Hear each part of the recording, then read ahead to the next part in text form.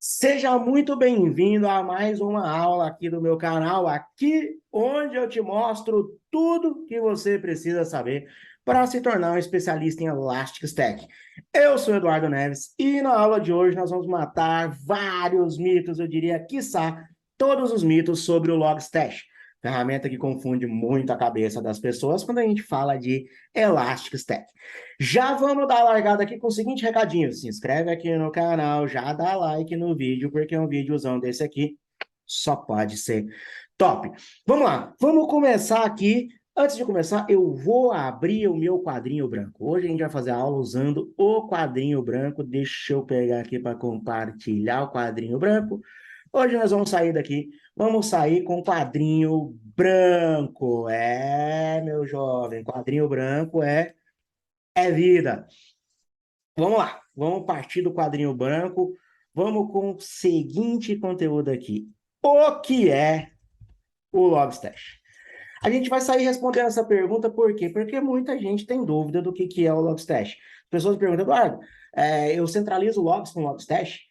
Eu tenho um Logstash aqui para centralizar logs. Gente, o Logstash, ele nada mais é que uma ferramenta de ETL. ETL.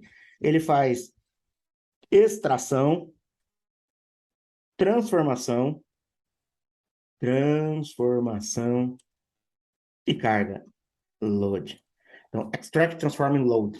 É isso que ele faz. Ele faz extração, transformação e carga. Ele é um grande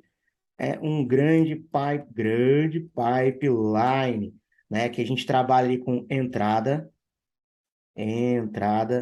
filtro e saída. É assim que ele funciona: entrada, filtro e saída.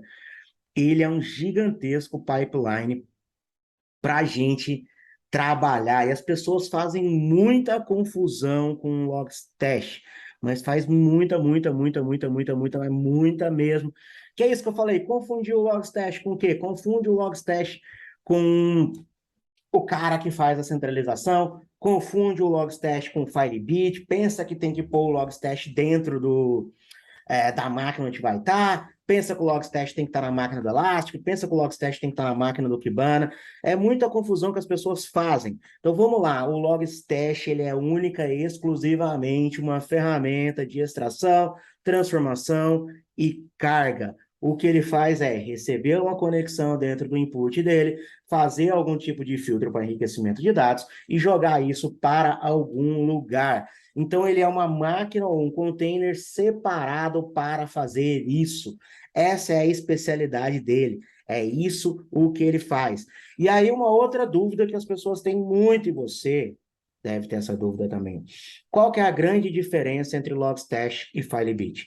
Firebit, ele é um aplicativo de função específica para ler arquivos e enviar esses arquivos para algum lugar.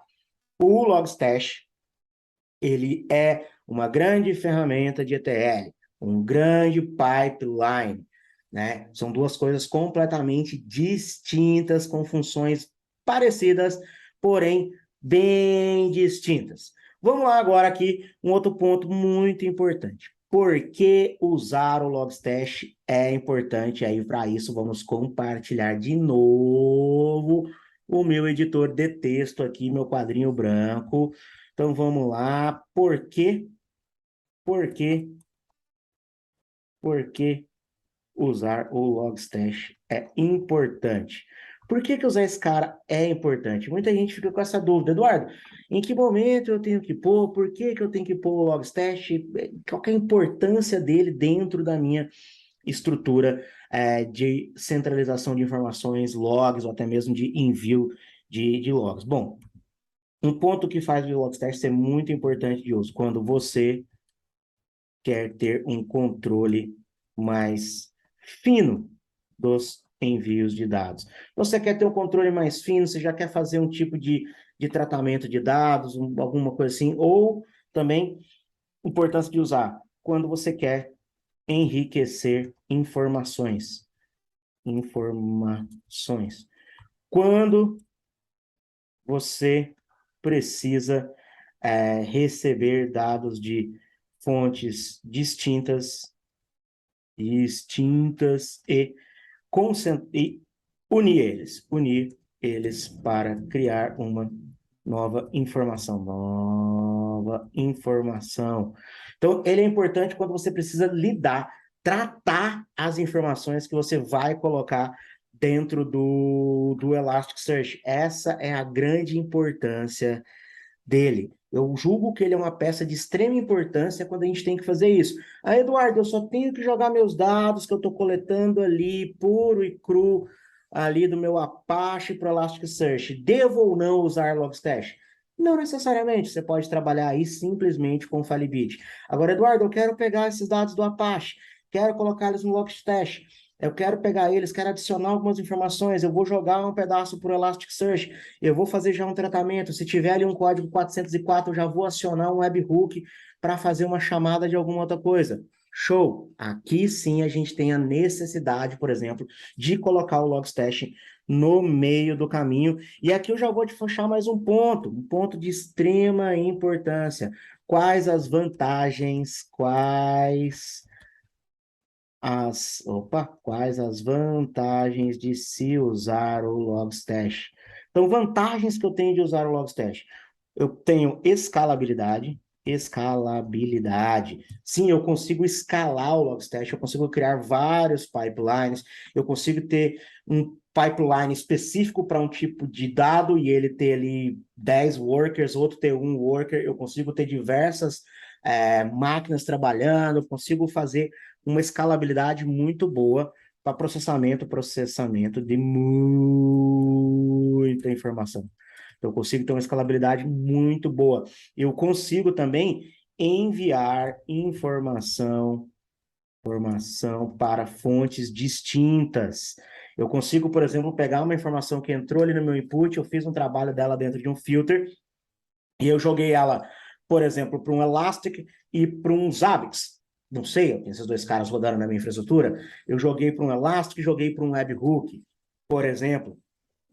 Eu joguei para um Elastic e joguei para uma saída por uma base de dados também, por exemplo, né? Então, eu consigo trabalhar ali, acionar alarmes e tudo isso. Então, uma das vantagens é essa maleabilidade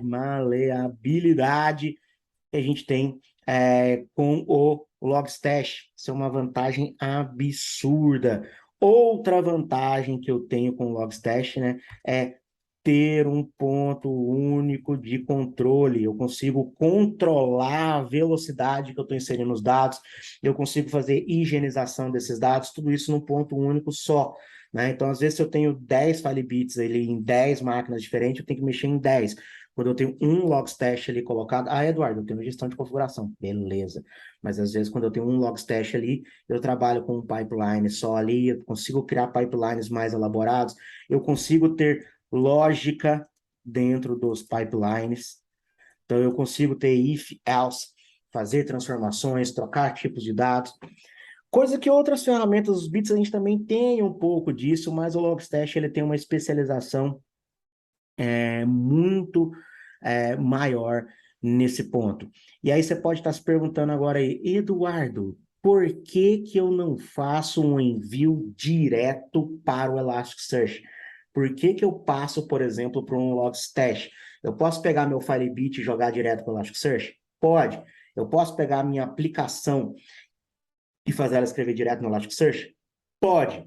Porém, quando a gente fala de Logstash, a gente tem um ponto muito importante, que é a garantia de entrega de pelo menos uma vez da sua mensagem. Por que de pelo menos uma vez? Porque ele pode até enviar duplicado, mas uma vez ele garante que envia. Então, isso é muito importante. É um dos pontos que eu falo, cara, usa o Logstash, porque ele vai te garantir isso. Ah, Eduardo, eu já estou usando um bit. Show de bola. Os bits também garantem isso. Mas o Logstash, ele vai te garantir. Então, tua aplicação pode jogar, fazer um streaming direto para um syslog.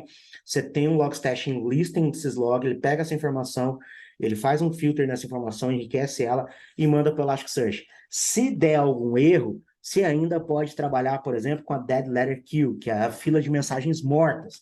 E aí você pode reprocessar essas mensagens depois, entender que erro que aconteceu e fazer um reprocessamento dessas mensagens. Então, ele é muito importante por isso, e você não deve, eu falo, não deve enviar os dados direto para o Elastic por conta desses detalhes. Você ganha muito em ter uma ferramenta ali no meio do caminho, uma ferramenta que faz esse trabalho, que vai te dar resiliência, que vai te dar escalabilidade, uma ferramenta já especialista nisso. Você não vai ter toda essa inteligência dentro da tua aplicação vai ficar para fazer o trabalho único e específico que ela tem que fazer, que é de entregar o que precisa para o teu cliente final ou para algum outro sistema seu, e você vai dar essa especialidade do envio e tratamento de informações para uma ferramenta que é especializada no envio e tratamento de informações, que esse é o grande papel do Logstash. E qual que é o maior benefício que eu vou ter com o uso de Logstash? Bom, eu não diria aí um benefício, eu diria alguns benefícios. O primeiro deles eu já falei, Dead Letter Kill. Ou seja, eu posso habilitar a DLQ e quando eu mandar uma mensagem, por exemplo, e der falha no Elasticsearch, isso vai para uma fila de mensagens mortas e eu posso reprocessar essas mensagens. Com isso eu ganho resiliência da entrega das informações. Fora que eu também tenho a resiliência da entrega dessas informações, onde o Logstash me garante pelo menos a entrega de uma mensagem. Né? Uma ele garante, ele pode até duplicar, mas uma ele vai me garantir a entrega. Outro grande benefício que a gente tem uma ferramenta especialista. Né? Eu não tenho que trazer esse desenvolvimento para dentro da minha aplicação, eu não tenho que inventar a roda, eu uso uma ferramenta especialista para fazer isso. Já tem diversos filtros prontos, então eu consigo trabalhar essa informação muito fácil, por exemplo, usando o Grok para expressão regular, usando o Mutate, usando as questões de dicionário de dados, então posso transformar um código 404 em not found, por exemplo. Ah, Eduardo, mas todo mundo sabe que 404 é not found. Eu sei, mas você pode criar um not found ou criar alguma relação entre o 404 e botar um campo novo com informação específica que você quer. Então, o grande benefício dele é o extremo poder de você enriquecer e transformar as suas informações. Esse é o grande benefício que a gente vai ter com ele. E aí, você deve estar se perguntando também, pô, Eduardo, essa ferramenta é tão boa, por que que nem todo mundo usa ela, né? Por que que as pessoas não usam ela? Porque as pessoas têm medo de fazer as coisas erradas, muitas vezes. Elas não entendem o que é a ferramenta e acabam errando muito com o Logstash. Um ponto que eu vejo de grande erro com o Logstash são as pessoas quererem, não, né, Eduardo? Quiserem ser mandou mal, né? Pelo amor de Deus. São as pessoas quererem fazer, por exemplo, um big de um pipeline só, cheio de if. Isso dá uma dor de cabeça absurda. Ou usarem o Logstash de uma forma que ele estaria simplesmente fazendo o trabalho que um simples bit faria, que é ter um input de um bit e uma saída para o Elasticsearch. Ou seja, está subutilizando a ferramenta. Então, a gente tem que aprender a usar o que ela tem de melhor e como que eu vou extrair o de melhor dela. E agora você deve estar aí perguntando, Eduardo, por onde eu começo? Então, aqui a gente vai fazer um começo prático do nosso amigo Logstash. A gente vai agora compartilhar a minha telinha e nós vamos usar o nosso queridíssimo amigo do coração, Logstash, na prática. Eu vou compartilhar meu desktop com vocês. E agora nós vamos lá. Como que a gente vai fazer para usar o nosso digníssimo Logstash? A gente vai vir na página elastic.co/pt, porque eu estou em português, downloads Logstash, e a gente vai fazer o download do Logstash para a nossa arquitetura. Então a gente tem aqui diversas arquiteturas que a gente pode fazer download. Linux 18.6, Linux Arch, macOS, Windows, pacote Debian para diversas arquiteturas, pacote RPM para diversas arquiteturas. Também temos container Docker, deixa eu abrir aqui do ladinho aqui a parte de Docker. Tem aqui como que a gente vai usar também o Logstash no Docker. No nosso caso aqui, a gente vai trabalhar com ele no macOS, que é o que eu estou aqui. Então, a gente vai simplesmente fazer o download. Então, você pode fazer o download para a arquitetura que mais lhe interessar. Ah, Eduardo, eu não quero fazer download, eu quero ter controle dentro dos repositórios. Beleza. Você vai vir aqui, tem Styling from Package Repositories. Então, aqui tem todo o processo para o apt, todo o processo para o yum, e também tem aqui o processinho para o Docker, sem muitas delongas. Aqui a gente vai pelo binário, vamos baixar ele para macOS aqui. Vamos botar para baixar. Pequenininho ali, seus 320 gigazinhos, coisa singela, simples e rápida de fazer download. Se a minha internet cooperar aqui sem me trollar, vai ser algo bem rápido. Parece que a minha internet resolveu me trollar. Então vamos lá, vamos esperar ele baixar, enquanto isso a gente fica aqui só. Aguardando o download do nosso digníssimo Logstash. Quando ele baixar, a gente já vai entrar ali dentro dos detalhes dele ali. Então, como a gente começa? Primeiro ponto é, óbvio, baixando o Logstash e instalando ele. Então, vamos lá, a gente vai fazer a instalação do TarGZ aqui, vocês vão ver como é que é bem simples. A gente está falando aqui de um tarball aqui, então a gente vai pegar esse cara, vai colocar, vai explodir ele e o Logstash já vai estar funcionando. Então, vamos lá aqui no terminal, deixa eu botar um pouco mais de lenha nesse terminal aqui. Deixa eu fechar aqui esses caras que estão rodando aqui. Deixa eu fechar aqui, deixa eu aumentar a minha fonte aqui para você enxergar melhor aqui no terminal. Então, fontezinha aumentada. Deixa eu só resolver isso aqui. Fontezinha aumentada. Opa, Eduardo tá apanhando. Eduardo tá tomando uma surra. Aí, fontezinha aumentada. Você consegue ver bem agora. Então, nós vamos aqui sair daqui, que eu tô já no meu Logstash velho aqui. Eu tenho um Logstash antiguinho aqui. Nós vamos pegar aqui agora, vamos fazer uma cópia. Vamos mover o Logstash que está em Downloads. Logstash 833 Darwin. Vamos mover ele para cá. Tá aqui o cara. A gente vai explodir ele. Aqui a gente tem um monte de coisa antiga aqui da Elastic. Tem ZXVF, Logstash 83, né? Vamos explodir o cara. A gente vai explodir ele aqui. É necessário ter... Não esquece o que eu ia falar. Não é necessário ter nada aqui. Vamos jogar o cara aqui para rodar aqui. Ele é feito em JRuby. Então vamos esperar. Não foi ainda não, quase que foi. Então o cara vai rodando aqui. Enquanto ele descompacta aqui, já dá like, já curte, já coloca aqui se tiver alguma dúvida com o Logstash aqui embaixo, que eu respondo aqui nos comentários. E se pá, sua dúvida vira um vídeo também. Então vamos lá, instalamos ele aqui, Logstash 833. Essa é a estrutura que ele vai vir. O que que a gente tem aqui agora? A gente vai ver o basiqueta do negócio aqui, por onde a gente começa. Se a gente for olhar aqui, ó, vamos olhar aqui, a gente tem aqui o prepare, então a gente tem o config file do Logstash, vamos olhar aqui a cara desse config file. Aqui ele dá um exemplo muito simples do Logstash, jogando para nuvem da Elastic. Então, o que que a gente tem? A gente precisa ter um config file dele. Se a gente entrar aqui em config, Eduardo, eu vou botar meu config file aqui. Tem um sample.conf aqui para te dar uma dica. É ideal que suas configurações fiquem dentro da pasta config. Então vamos lá, logstash sample.conf, só para a gente dar uma olhada. Aqui a gente tem um exemplo mega simples da configuração entre o bits manda para o Logstash e o Logstash manda para o Elasticsearch.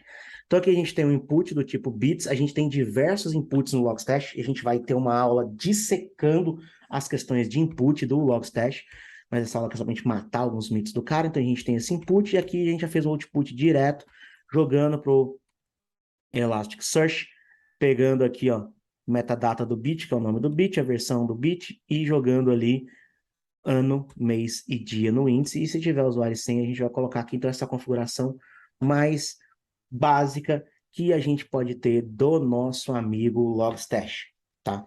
E aqui, beleza, eu tenho esse cara aqui, então a gente vai organizar nosso pipeline aqui. A gente vai ter aqui as configurações de JVM do Logstash, então, aonde eu quiser mexer na memória da JVM aqui para ele usar, eu vou colocar aqui. Ele já vem com 1 GB de heap. Dependendo da quantidade de pipeline que a gente vai ter, a gente vai subindo essa quantidade de heap memory aqui.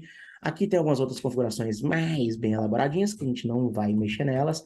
A gente tem aqui também o Logstash, logstash.yaml, que é o arquivo em si de configuração do Logstash. Então aqui a gente tem a opção de colocar o nome do nó que a gente está rodando. Onde se a gente quiser guardar os dados do Logstash, a gente tem um path de data aqui, quando a gente está fazendo gravação dentro do disco. A gente tem um ID aqui do pipeline, então a gente consegue colocar os IDs dos pipelines, quantidade de workers que esse pipeline vai ter, o tamanho do arquivo batch, o delay. Aqui a gente tem configurações bem elaboradas que a gente vai entrar nelas quando a gente fizer nossa aula específica prática de Logstash. A gente tem a nossa linha aqui de aulas mais práticas, onde é ali aquele hands-on, aquele tutorial, aquele how-to maroto. A gente tem também aqui o arquivo pipelines.yaml. Aqui eu consigo dividir meus pipelines, né? Eu consigo criar diversos pipelines aqui. No caso aqui, a gente está trabalhando com um pipeline só, então eu não tenho aqui uma divisão de pipelines, mas aqui eu consigo fazer aquilo que eu já comentei com vocês. Colocar pipelines diferentes, colocar pipelines para funções específicas. Então, eu organizo os meus pipelines por aqui. Eduardo, quando é melhor eu fazer separação de pipelines? Quando você recebe informações de dois pontos distintos, são duas informações diferentes, coloque dois pipelines, coloque um pipeline para cada informação que você for receber. Por quê? Porque assim você consegue ter um controle específico, consegue mexer naquele pipeline específico, fazer configurações específicas para aquele pipeline, colocar, por exemplo, uma dead letter queue para um pipeline, para outro não, colocar, por exemplo, um drop de informação para um pipeline, para outro não, trabalhar com mais facilidades nos filtros. Então, esse é o momento em que você vai dividir pipelines. Isso é uma confusão que muita gente faz, achar que o Logstash tem um pipeline só. Mas não, o Logstash tem diversos pipelines. A gente pode fazer diversos. Pode fazer um só e trabalhar com vários ifs dentro dele? Pode. Mas ele tem diversas pipelines. E existe alguma exceção em que o Logstash não deva ser usado? Ou que ele não vai ser bom? Olha, eu não achei essa exceção ainda. O que eu vejo é que muitas vezes ele está subutilizado. A gente está colocando o Logstash numa infraestrutura que ainda não precisaria dele. A gente está colocando o Logstash numa infraestrutura que, às vezes, só ali meu bit jogando direto já seria suficiente. A gente tem sempre que prestar atenção se eu estou colocando ele porque eu estou tendo alguma necessidade específica. Exemplo, se eu tenho uma rede onde as máquinas não podem chegar no Elasticsearch. E eu tenho só uma máquina que chega no Elasticsearch, por exemplo, que é esse proxy, vamos chamar aqui de proxy.